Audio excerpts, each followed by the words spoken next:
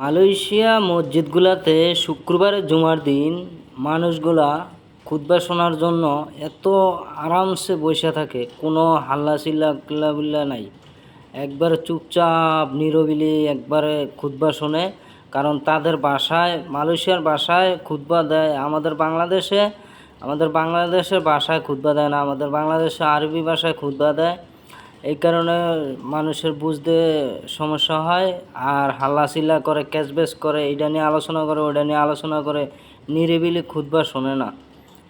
আর এখানে তাদের বাসায় খুতবা দেয়, খুতবাগুলো শোনার জন্য মানুষগুলা কত নিরিবিলি সুন্দর করে বসে শোনে।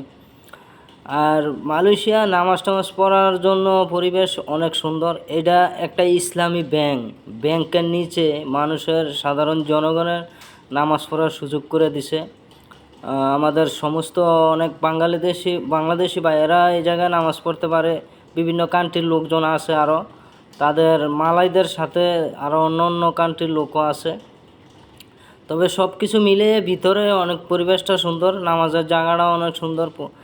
অনেকগুলা মানুষ হয়, নিম্নে না হইলেও 2 থেকে 2,500 মানুষ হয়, কারণ 3-4টা পার্কিং পুরা ফুল হয়ে জায়গা।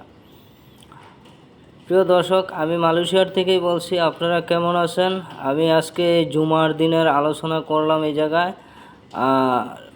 মালয়েশিয়ার জুমার নামাজ পড়ার জন্য অনেক আনন্দ লাগে, এই কারণে যে তারা একবারে চুপচাপ নিরিবিলি বৈশা সুন্দর মতন খুতবা শোনে, খুতবার আলোচনা শুনে মন দিল দুইটাই ভালো হয়ে যায়।